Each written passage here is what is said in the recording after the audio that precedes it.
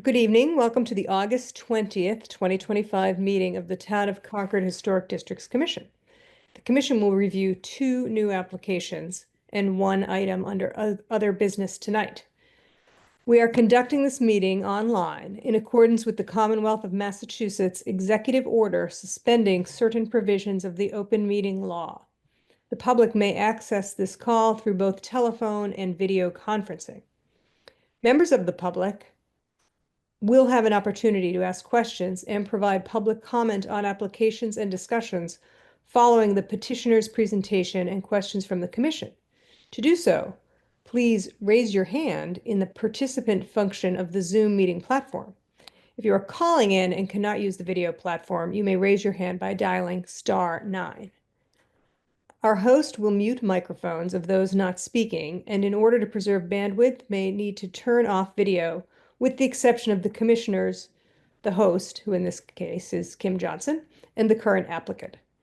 The chair will call on commissioners for comments on an application and then open the meeting for public comment.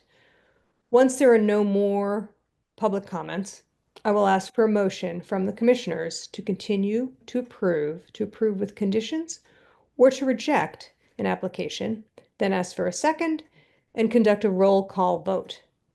Once the commission has acted on an application, the applicant is free to leave the meeting.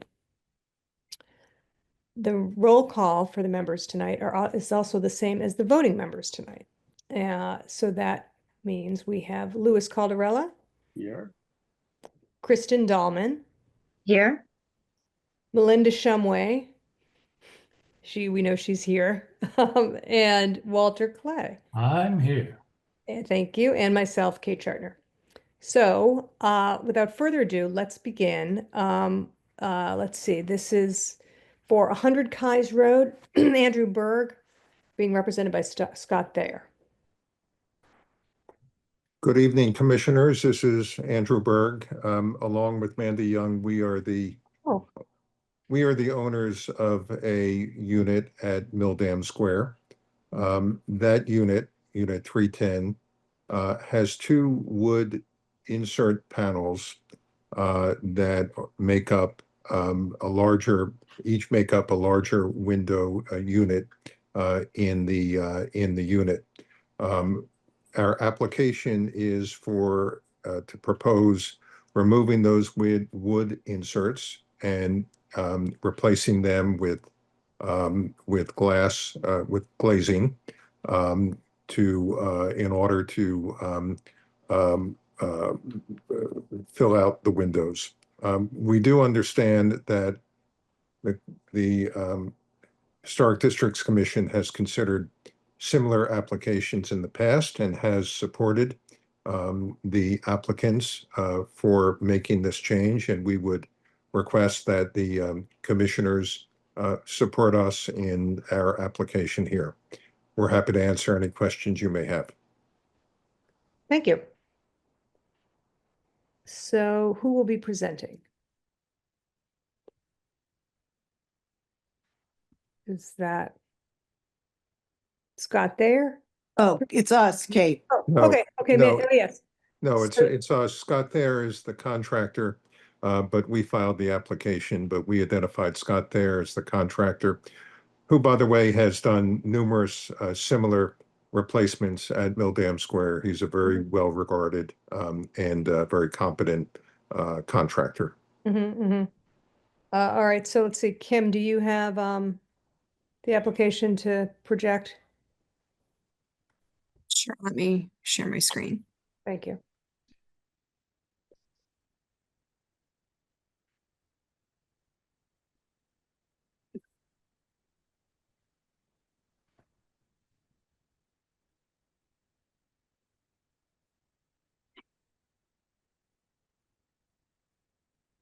Ooh. Can you see that? Yes. Okay. Yeah, great. There we go.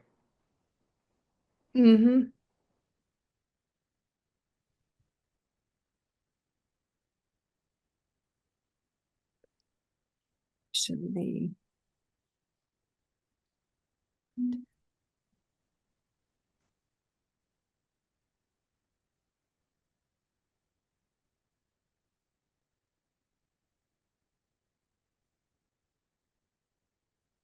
Here's what Scott submitted to Okay. us Mm-hmm, for the window panes. mm-hmm.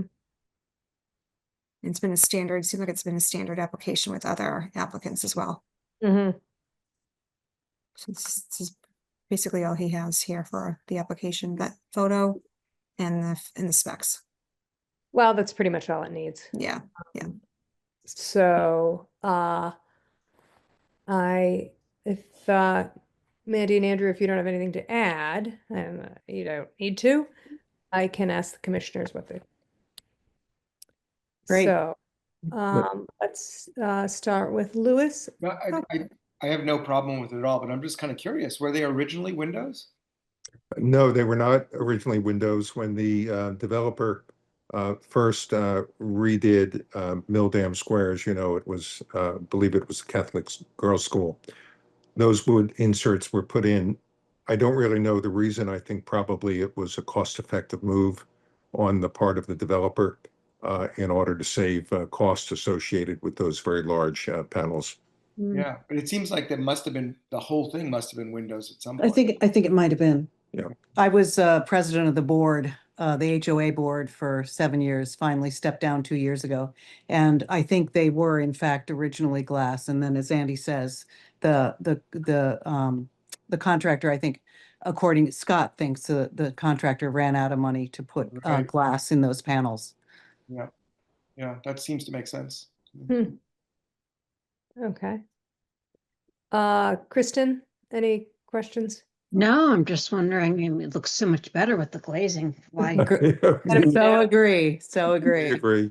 We Like agree. do it as a condo association. I wish we could. I did Wow. lobby for that when I was involved with the board. Wow. And you can see from the photograph, a significant number of other unit owners have removed those wood panels and put in glazing. Are you ready for all the light you're gonna have, the increased amount of? light Very good question, afterwards? You Kate. know, your furniture could fade. You guys might want. No, it's all low E. Actually, all the Oh. windows are low E and we as soon as you guys give us the green light, then we'll get into the window coverings on the inside. All right. Let's see, Walter? I also have absolutely no problem with what. Yeah, why wood panel? It's possible that it was done to have a little bit more privacy than having everything wide open. And in a school, you would want all that light coming in, but for residents, perhaps you would want to be a little more secluded. That's my thought. Mm-hmm.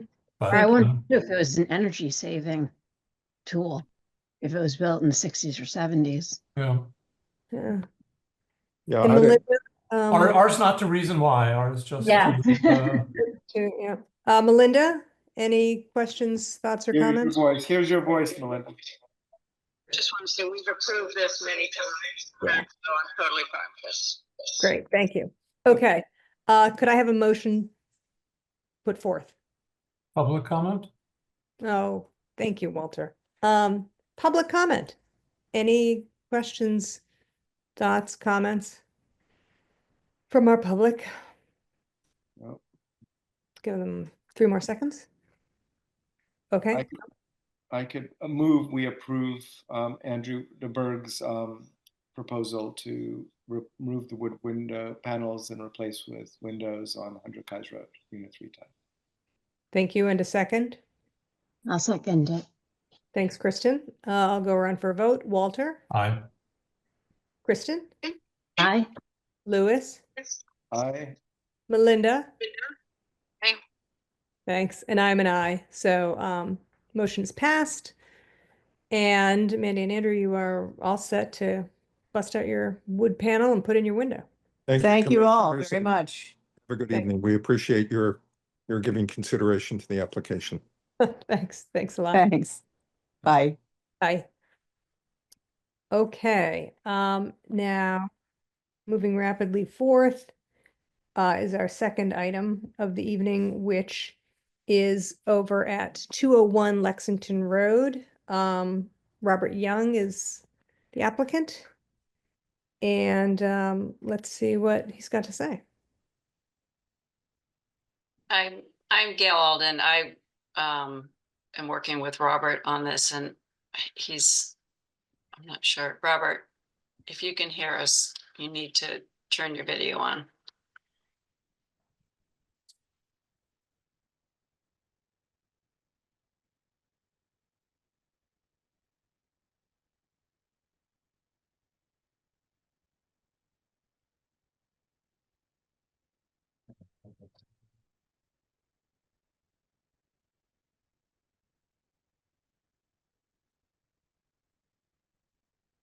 Does he have the materials? Because Can you hear me?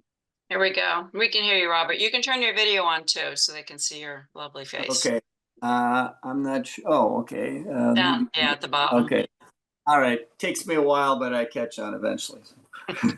All right. Thank you. So, Gail and I'm a general contractor. I'm also a resident of Concord, and Gail and I work together.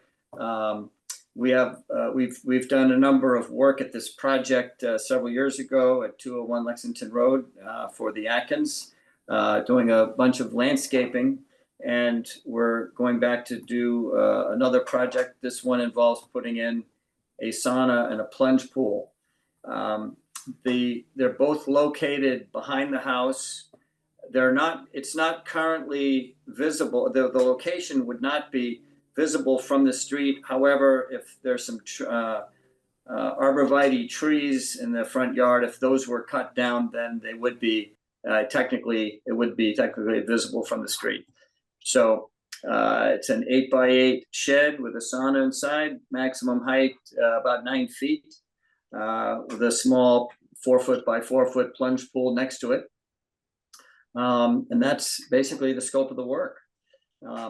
There are some other, there's also a shed in the back that currently holds equipment for a 7-foot by 13 plunge pool that was installed years ago.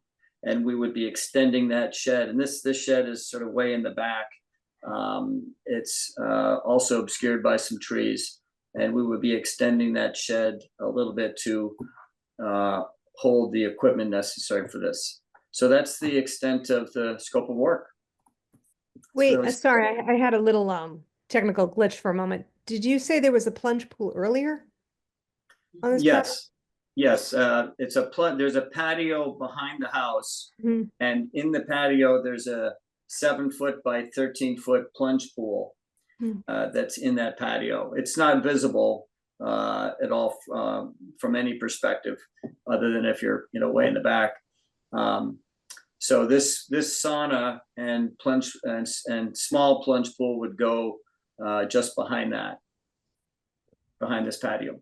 Oh, so there'd be 2 pools on the property. Well, it's a cold pool, so it's a cold plunge. Yeah, So right. the So other plunge one's pool is- heated. Yeah, so the plunge pool's for the sauna. That's like Exactly. the sauna gig, and okay. Mm-hmm. Wow, sounds neat. And I think there's some pictures that we submitted that show the current view from the street, and also a view behind the house of what the location where it's going to go.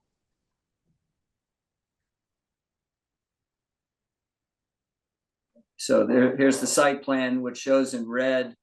It shows in red the location of the sauna, the cold plunge right next to it, and the enlarged shed in the back of it.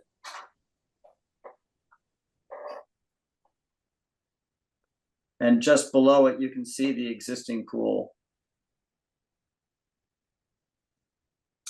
And then we also submitted a few pictures showing the view from the street, which shows the area currently blocked by arborvitaes. So if those were cut down, then, and you're standing in just the right spot, you would be able to see between the house and the barn toward the back. But with the trees there, it's obscured. And then another picture there as well. It shows closer up. Okay, there we go. So in this picture, everything that you see is existing in terms of the retaining walls, the patio, the walkways, that's all existing. And the right side in the back, you can see the existing plunge pool. And then behind that, you can see the sauna structure. And just to the left of that is the cold plunge. So this is not a photograph. This is not photographed. This is expertly done. Gail did this. It's a, I think it's an enhanced photograph or something like that. Yeah, it's a 3D Kim, rendering. can you zoom in a little more, Kim, on the background, so where the sauna is? Hmm.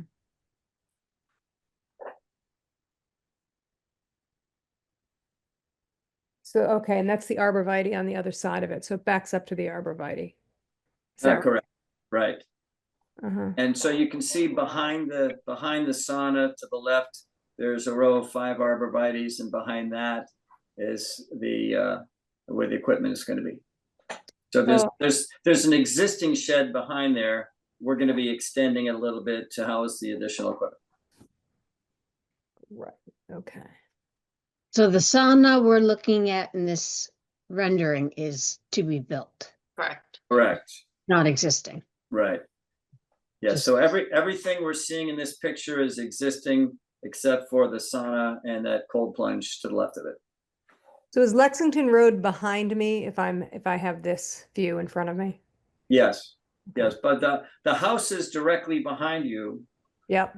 And then the Lexington Road is further behind you. Mm-hmm.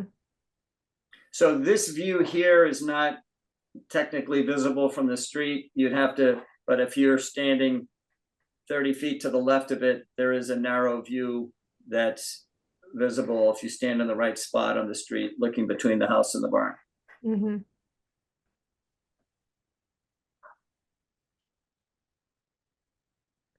Okay.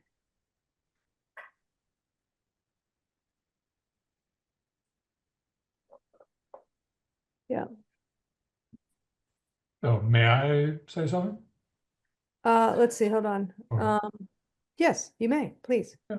Thank you. Yeah, I'm not sure that second rendering gives us much information, really.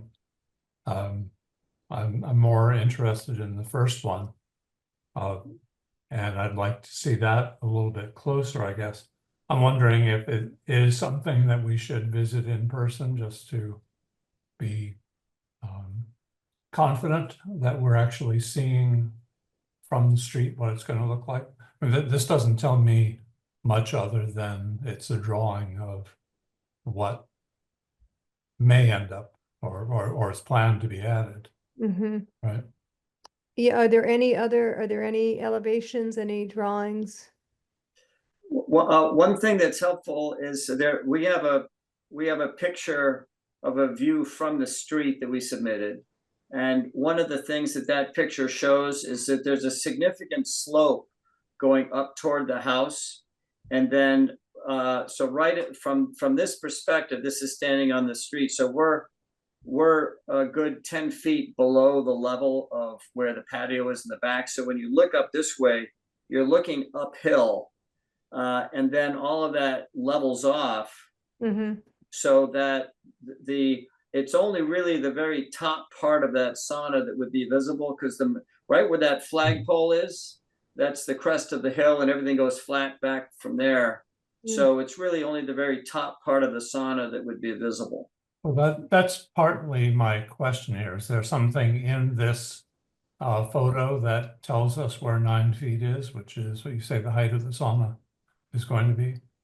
And it's also new information to hear that it's going to be visible. I don't think it will be visible, Robert. I'm not sure why you think it's going to be visible. Those arborvitaes are massive.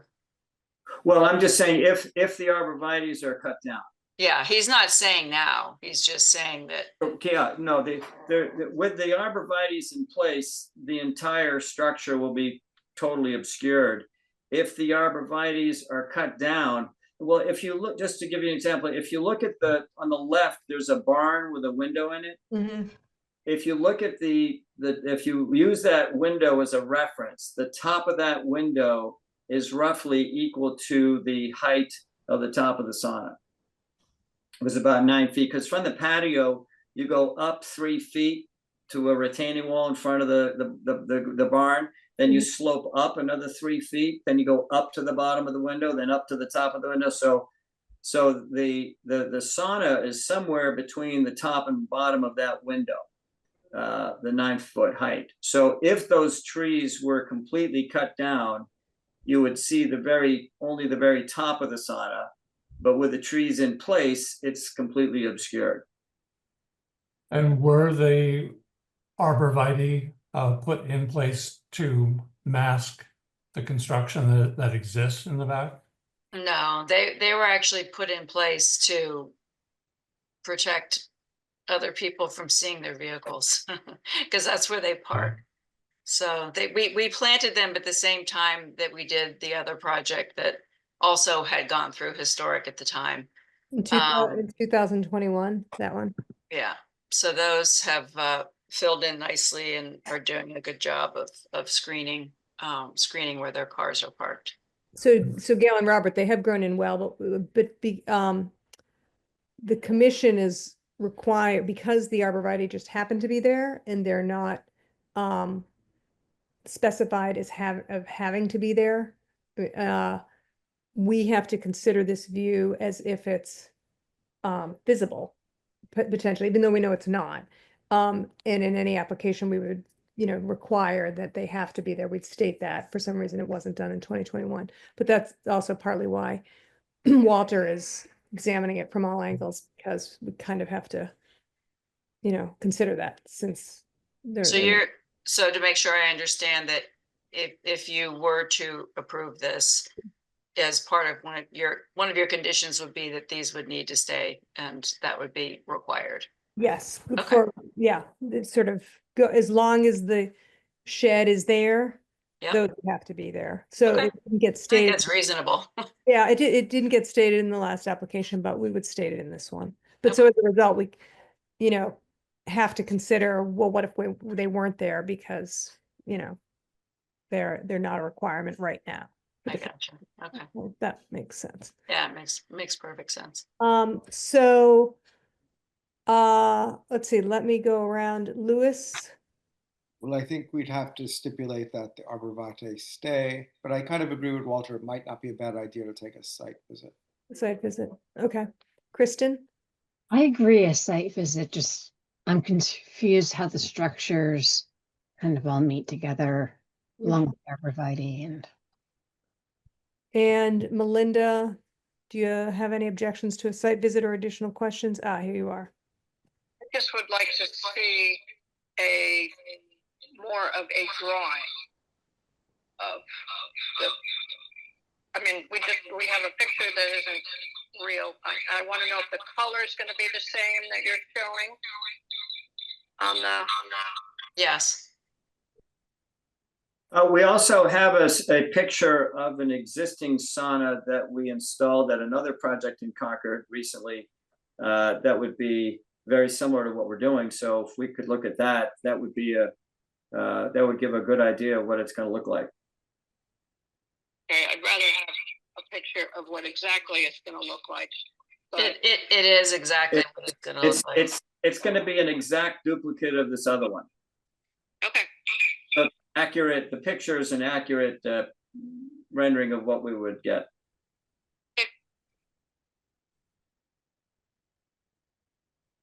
I don't think I put those in the application. I apologize. I do have them though. Well, that, you know what, that's all right, because I think, what I'm hearing from the commissioners is. I have one here. This helps at all. Could you see that? Does that help at all? Not really. Not really, but I mean, we get the idea. But Robert and Gail, the issue that I'm hearing from the other commissioners is more the just relation of the structures to each other, the new structure and its relationship to what else is around it already. And so that would really only be solved by site visit anyway. So don't feel too badly that you don't have these photos loaded up, because we're going to come just take a quick look. Sure. If that's all right. So, all right, then could I have a motion, public comment? Public comment on this application? No? Okay. In that case, could a commissioner make a motion? I think this will work. As I said, I would move that we continue the application to 1 Lexington Road and schedule a site visit for 8 in the morning, assuming that works, emphasized. The A morning second? of our next meeting. Excellent. Second? Second. Thank you. And to vote, Melinda? Yes. Walter, Aye. Kristen, Aye. Lewis, Aye. Diamond, I. Kim, does that seem all right for 3 weeks from now? Yes, yep, Site visit down? yep, September 10th. And that's, yeah, that would be great. Gail and Robert, just so we can kind of, and you don't both have to be there, or, you know. We'll plan to be there. You know, we would obviously like this project to move forward, so we're willing to do kind of whatever it takes to help you guys understand what we're trying to do. It's a peace Yeah. of mind visit. Would Yeah. would it be helpful if prior to that visit, so September 10th, 8 a.m., correct? Yes. Would it be helpful if we took some 2x4s and just made a box showing the location and height of the proposed sauna, that we could put it in place, so that way you can look at it from different perspectives and get a good idea of what's to the extent to which is visible. That's always tremendously helpful. We do like that. You know, assuming it's not too much expense or effort. No, not at all. But yeah, that's always really helpful. It's, you know, it's just, that would be great. Okay. Okay, Good. so, All right. and then when we go, we're there, it's brief ideally, and then we vote on it that night. And Sounds great. yeah, that's how it goes. So anyway, okay, well, thanks so much. Thank you. All Okay, thank you. right. Have a good night. Good night. Okay, so that is our second application of the evening, and now we're going to hear from Ben Herder of DSK, I believe. Yep. Hi. Hi, everybody. I'm Ben Herder from DSK. I'm also a Carlisle resident and co-chair of the Historical Commission in Carlisle. And here representing Melissa and Chris Anderson at their property, 340 Main Street. As you know, this is an informal meeting, so thank you for the opportunity to present to you tonight. We're planning on submitting our application for a certificate of appropriateness this coming Monday. And we have a little presentation that we'll try to be brief about it. I know your time is precious, and but we're hoping to get some feedback from you tonight to see if there are any refinements, tweaks that we can make in anticipation of our submission. But before we get into that, I want to Melissa and Chris are on the line here as well, and so I wanted to pass it over to Melissa to say a few things. Yeah. Hi, everyone. Can you guys hear us okay? Loud and clear. Oh, great. We just want to say a quick hello and thank you just for giving us a little time to prepare this proposal. I know Ben and Betsy are on, and they're much more fluent in kind of helping to share what you might need to know most at this stage, but we just wanted to tell you a little bit about us and what we've been thinking about. We moved here in 2021 and bought the house at 340 Main when we moved, and when we moved in, it was late August, and so we did some paint work, and now that we've been living in it, we've been hoping to make a couple changes that really serve the functionality on the inside.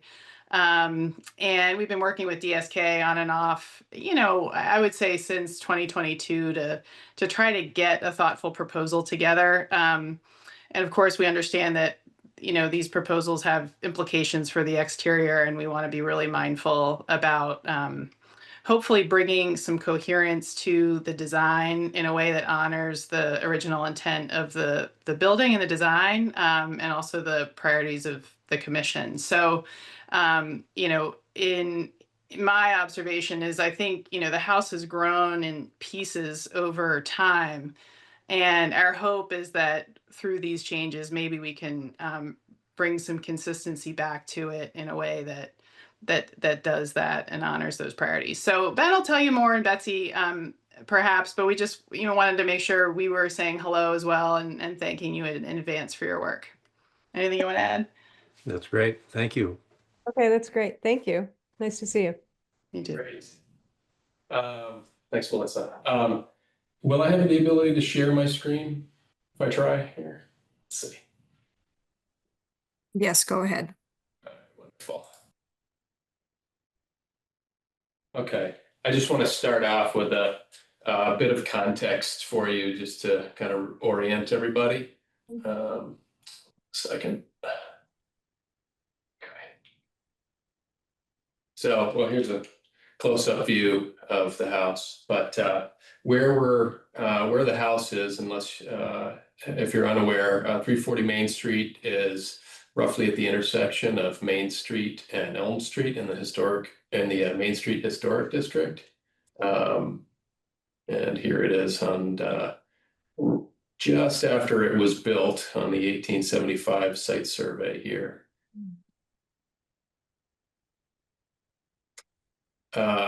This is a photo from the Macris report on this, you know, the state register. It was built in the 1870s for Henry J. Walcott, and the property extends down to the Sudbury River beyond. And what you can probably pick up here is that it does have some influences of high Gothic Victorian styling, which was popular at the time. And you can also see that it was originally stucco. Around 2001, the house underwent a pretty major transformation to add beaded clapboards and trim, some more ornamental verge boards and other details, which kind of lent itself to more of a stick style, but something also reviewed by the Historic Districts Commission, but something a little bit more akin to the stick style, late 1800s. And so we wanted to share a little bit about kind of the history and evolution of the house here. So in this diagram to the right, you can see what was originally built in the late 1800s, which was this volume up front, this two-story side gable volume with the two-story pavilion. And over time, there have been a number of different additions and renovations to the house, starting on the west and east of the rear L of the house. 1967, there was a pretty major addition added to the west side of the house, which you can see in the image to the left here, where a side entry was created. I believe it was two-story at that time. And on the east was a single-story screen porch. More recently than that, in 2001, there was a major renovation and addition to the house. Oh, and sorry, I didn't mention 1967. The single-story garage was also added to the rear of the house. In 2001, a lot of these volumes that were added in the 60s were lifted to make them 2 stories on the rear of the house. And so from that point forward, everything kind of behind the original 1870s volume of the house had been touched in one form or another, and in relationship to the front are relatively new. So we have some views from the public way, just to give you a sense of what that looks like from the street. So you can really get, you know, a little appreciation of what's happening on the west side of the house there. Certainly the south side facing Main Street and a little bit on the east as well. Though what you can maybe appreciate in this photo here is that there is a fence right on the front right corner of the house there, extending from the house all the way to the property line. So that's obscuring some of the house beyond that. And then from the rear, down by the river as a public way, this is the view that you're getting up towards the house. You know, now, whereas from the front, we were about 70 feet from the front of the house. We're now upwards of 200 feet from the rear of the house and almost 20 feet downhill. And here's the site plan showing all of that with the views that we were just looking at. So here's the existing house in gray poche. And so I want to share with you a little overview of what we're intending to do to the house. So the primary implements to the house that we are proposing here are a sunroom on the east side of the house here, a screen porch between the two gables here, and a new porch and stair to the west elevation of the house over here. But what we're also trying to do is preserve the integrity of this front 1870s portion of the house. So here's a 3D view of that, and some of the key guiding principles that we've been following throughout this project. So again, preserving this front volume here. What Melissa was commenting on earlier was this front portico here. There was a project 4 years ago where the stoop here was rebuilt, and the entire outside of the building was repainted to a new historic color palette, and that went through historic around that time as well. And so we're trying to create some of these additions and areas of intervention towards the rear of the house, towards the river, away from Main Street, really with the intention of preserving that original elevation and facade there. And these interventions are also behind this existing fence here. Here's a view from the rear for context. So here's that sunroom here from the rear. This is the screen porch that we're proposing. And then we have an infill at the second floor. So this is currently a roof deck between this gable form and this gable form. There's an exposed roof deck with no roof over it. So we are bringing this inside, making this an interior space here, as well as this, which is currently an outdoor sleeping porch. Again, just kind of staying just a step back here, just to give you a sense of the overview here from each of the elevations. Here are the interventions that we're proposing on each elevation. So again, from the street side, it's the sunroom here. We have a wood-burning fireplace and chimney being proposed along the outside face of the eastern elevation through the roof there, with a cap to match the detailing of an existing brick masonry chimney on the rear of the house. This is currently an existing vestibule that we're rebuilding and matching the eave line with the proposed sunroom. And the profile of these eaves would match an existing bay on the back side of the house. On the east, this is where a majority of the intervention is. So just for orientation, again, left side is Main Street, Sudbury River is to the right. Within the 1870s portion of the house, we do have 2 windows being proposed. These are 2 new windows. There's currently just wall surface here and here. And this is a dining room beyond, so we're trying to introduce a little more daylight to that interior space there. But that is really the only exterior intervention being proposed for the 1870s portion. Again, this is the sunroom and vestibule rebuild, screen porch. This is a raised patio so that they have outdoor, an outdoor space that's about 7 inches down from the finished floor elevation of the first floor. Within the screen porch itself, and then a little area outside of the screen porch, also at that elevation. A few steps down to a lower patio here, which is an existing patio today. On the right side of this image, this is the infill of the second floor roof deck with some new windows on both sides of that corner. And then down on the first floor, we're proposing a window and a 3/4 light wood door in that location as well. A new window on the center line with the ridge above here. And I'll keep going around the house here. You're getting another glimpse of some of these same things on the left side of this image.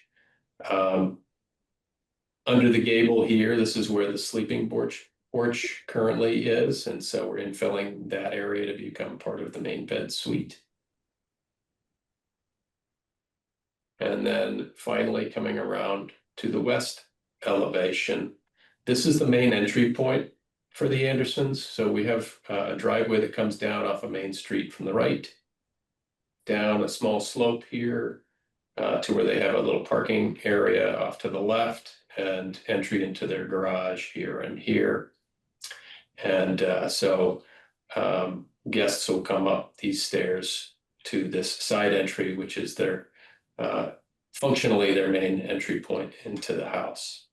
And the porch is intended to be rebuilt to fit into this connector between this gable form to the left and the original gable form of the 1870s volume to the right. Matching materials to what is existing with stairs, as well as the details of this porch. And then a series of new windows across this elevation. And in our submission, we have some existing views as well as proposed views, so you can see what that comparison looks like. In addition, we will have the cut sheets of these windows. I will say that the windows throughout the house have been replaced. They were updated around the 2001 timeframe when the major renovation of the house was done. So they're all quote unquote new Pella windows, Pella wood windows. And so the intention would be to match those Pella wood windows throughout with all of these new locations. And so what we're pulling together for Monday is all of the things that you're asking for, in addition to what you're seeing here tonight. So we have a project narrative, exterior elevations, additional existing conditions photos, finishes, materials, colors, spec sheets, and the new construction checklist. And we have elevations here that I'm happy to share, but and they're. Oh, are you still seeing that? Perhaps not. See it. You can see the elevations? Yep. Okay.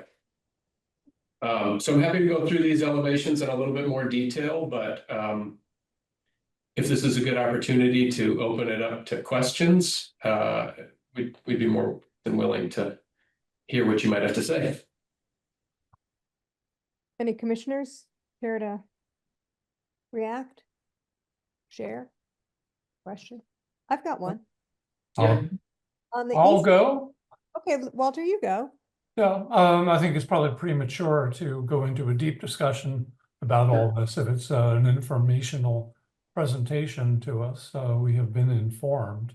That's the first thing I would say. I don't want to belabor all this. My gut reaction to it is that there's an awful lot of yellow on the drawings and an awful lot of intervention. And my curiosity is piqued about how much matching is proposed of existing parts of the of what's left of the 1870 portion of the building. I'm not Yeah, sure. so I'm not sure that a matching new chimney to the old chimney is doing anybody a real favor. So Yeah. I'm going to stop there. Can I respond to that, Walter? Sure. Yeah, so the existing chimney has a fair amount of detail to it here in the existing volume. So the intention wouldn't be to match this level of detail. There is a chimney towards the rear of the house.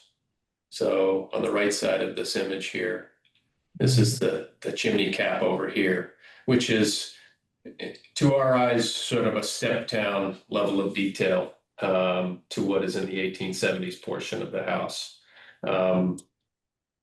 The level of detail from that main 1870s volume towards the rear kind of undergoes this simplification. So there's a fair amount of detail in that 1870s volume, and it's not the intention to match that level of detail, but we are trying to complement it in the areas of intervention that we are proposing. The volumes that exist today throughout the center part of the house and towards the rear of the house are already quite reserved in comparison to that 1870s portion of the house. And so the intention would be to do some matching and complementing of those areas of the house primarily. If that helps answer your question. No, not so much a question on my part as an observation. Anybody else? While I have the floor, Kim, is it easy enough to provide us ultimately with links to past applications for properties that we're considering? This may not be the right time to open that can of worms, but Sure, I could do that. Yeah, sure. we haven't considered all that much this evening, but there have been 2 instances of references to past projects on these properties. It would be nice to be able to take a look at those as well. Sure, I could do that. Great, I appreciate that. Sure. Okay. That's true.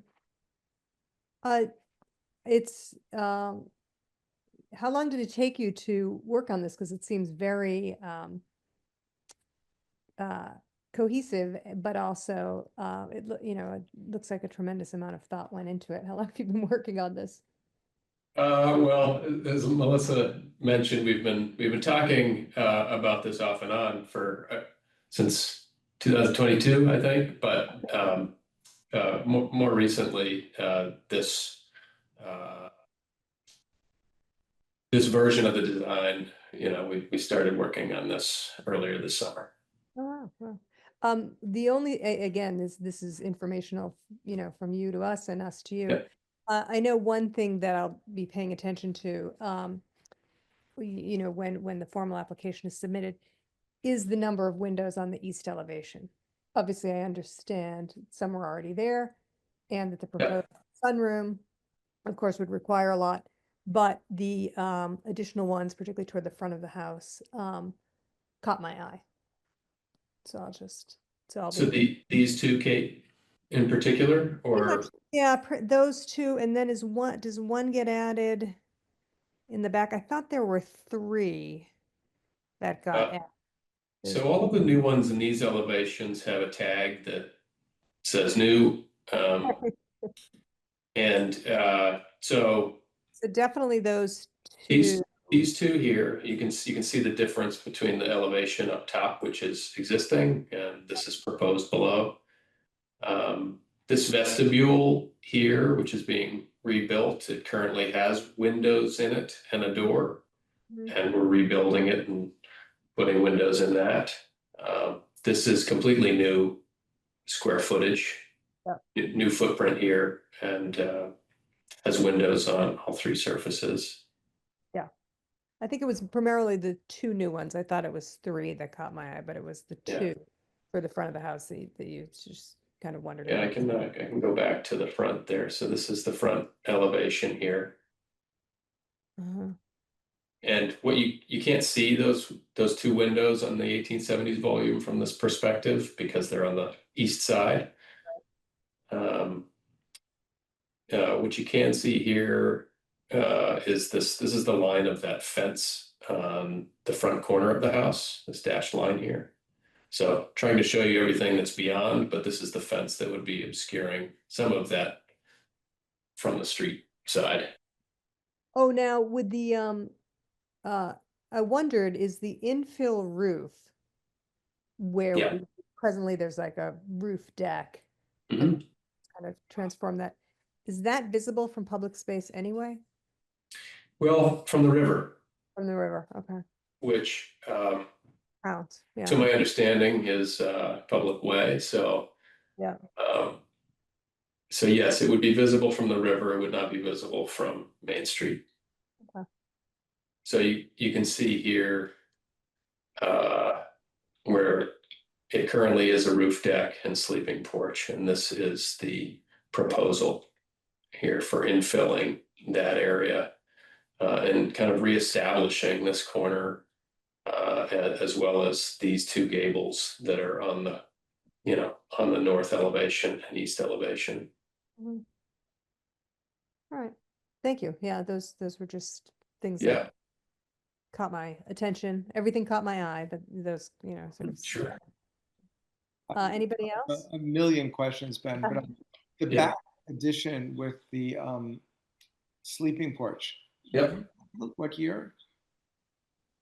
The sleeping porch was 2001. Right. So in a weird way, we're talking about the historicity of a 2001 sleeping porch, which Right. is not very historical anyway. So it's a shame they didn't close that in the first place. For you. Oh, but a sleeping porch, it's a great New England word. They do, yeah, 1870 maybe, 2001, I don't know. So I think the design is very well done. I mean, but it's asking a lot. I mean, you're asking for 16 new windows on one elevation, and it's also complicated from a historical point of view. As a commissioner, it's like, do a 2001 sleeping porch, is that really something that I should care about, Right. So maybe it's fine, totally fine, 100% fine. Mhm. So it's somewhat complicated. I think the design is really sensitive and really beautifully executed and almost unnoticeable in many ways. But we just have to think about how do we look at a public way and changing numbers of windows. I don't have any answers for you exactly, but I don't have any problems with the design necessarily.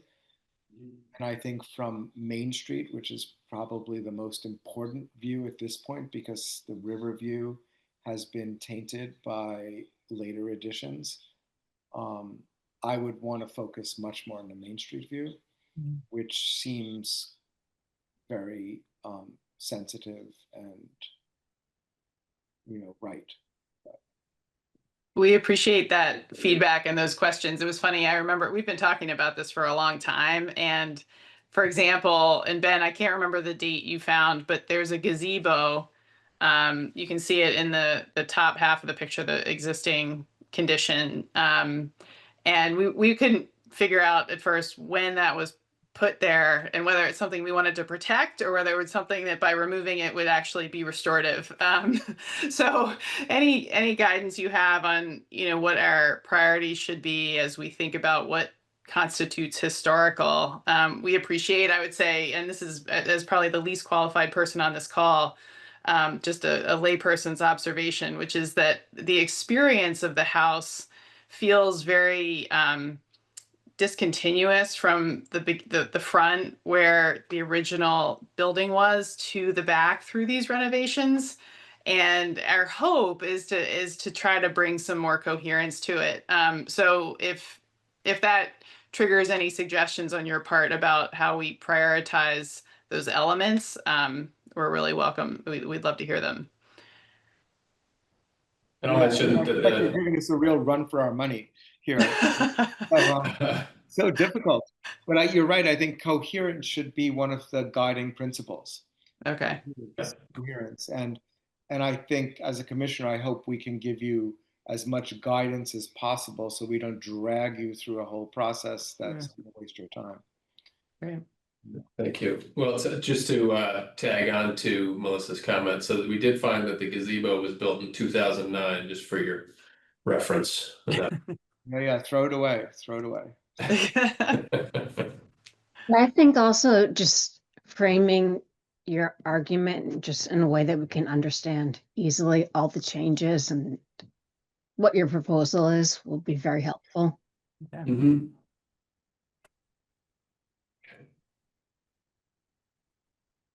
Anybody else? There we are. Questions, thoughts, comments? Well, if that's it, thank you, Melissa and Ben and Mr. Anderson. I'm sorry, I forgot. No problem, Chris. Just Yeah, like- I do have a Notice it? voice. Yeah, yeah. You have a voice. You do have a voice. I'm sorry. you. What did you say your first name is? Chris. Oh, Chris. Sorry. Yeah. Yeah, I don't think I ever had that. Okay, thank you, Thank Chris you. and Melissa Yeah, and Ben from DSK. We'll look forward to seeing that application. Looks great. Great. great Great. project. Thank you very much for Yeah. the time. We really appreciate this. So looking forward to our hearing on October 1st, I think is the Wow. date Okay. for this. So Great. All right. Thank you so thanks much. again. All right, Yeah. thanks. Good night. Take care. Thank you. Bye. Okay, that is it. Thanks, everybody. That will be great to see. We don't have any other issues. I guess we don't have anything to vote on right now for minutes. Walter, any news from the front? I've been totally isolated, so I have no idea. Oh, really? No, We you need to know, let no. you get back to the baby. I know. Where is Well, she? Where's your daughter? We'll see. Yeah, it started as a little bit of an update, and then all of a sudden it's like, oh, it's happening. Wow. You know. What hospital is she at? Where is she? She's in Brooklyn, so she's at Mount Sinai East. Oh, cool. There, or it will be. I don't know that she's gone yet. Oh, okay. Oh, was that First child, and yeah, they're as prepared, I guess, as they can be, if not over prepared, and they have a wonderful team lined up. And This will be your first grandchild. that's right. Wow. All right. Next time we see you, you'll be a grandfather. Yeah. Congratulations. Yeah, that's exciting. Premature, but still. All right. Well, so that is it. Kim, thanks so much for covering all that. Yeah, of course. And everybody enjoy the rest of the summer, and we'll see you on September 10th At 8 in. at 8 in the morning. So Very nice. I'll move to adjourn. And Thank you very much. Linda has a Do you have a voice now. second? Second. Oh, well, Linda, so good to hear you. Okay, all in favor, we'll just do this one by hand. Aye. Okay, great. All right, thank you. Thanks a lot, guys. Good night. Good night. Good night, everyone.